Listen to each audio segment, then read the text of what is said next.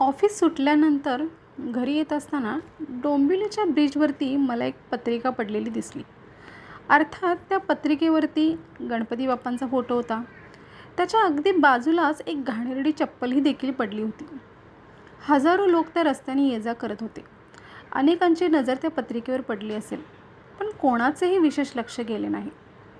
मी सुद्धा सुरुवातीला इतरांसारखी पुढे निघाले, पण काही पावले चालल्यानंतर मनात एक विचार सतत येत राहिला. अरे, या फोटोवर गणपती आहे आणि त्याचे चपलेजवळ धुळीत पडले आहेत. दुसराही विचार आला, जर मी तो फोटो उचलायला गेले तर लोक मला काय म्हणतील, कोणीतरी पाहिलं तर. पण मन काही शांत बसत नव्हतं. माझी चालण्याची गती थोडी कमी झाली. शेवटी मी मागे वळले आणि त्या फोटोपाशी गेले. तो फोटो अलगद उचलला. आजूबाजूला कोणी पाहत आहे का याचा विचार त्या क्षणी मला महत्त्वाचा वाटला नाही, कारण मनाने योग्य गोष्ट करण्याचा निर्णय घेतला होता. तेवढ्यात बाजूला फळे विकणाऱ्या एका महिलेने हे सर्व पाहिले. माझ्या हातातल्या त्या गणपतीच्या फोटोला पाहताच तिने हात जोडून नमस्कार केला. त्या क्षणी मला काहीच बोलता आले नाही. शब्दच सापडत नव्हते. त्या 2 मिनिटात मला एक मोठा धडा मिळाला.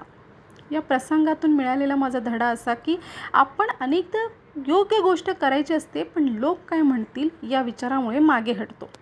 प्रत्यक्षात लोक काही क्षण पाहतात आणि पुढे निघून जातात, पण आपण केलेली चांगली कृती आपल्या मनात कायम राहते.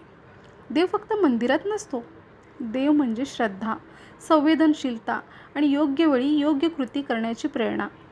त्या क्षणी मी फोटो उचलला तेव्हा मी फक्त एक कागद उचलला नव्हता, तर माझ्या मनाने सांगितलेल्या योग्य गोष्टीला मान दिला होता. त्या फळ विक्रेत्या महिलेने केलेला नमस्कार हा माझ्यासाठी नव्हता, तो त्या श्रद्धेचा सन्मान होता. धडा एकच, योग्य गोष्ट करण्यासाठी लोकांची परवानगी लागत नाही. मनाने सांगितलेली चांगली कृती लगेच करा, कारण देव कधीकधी मूर्तीमध्ये नाही तर आपल्या कृतीमध्ये भेटतो. तर मला असं तात्पर्य वाटतं की मागे वळून पाहिलं आणि मला एक चांगला धडा मिळाला.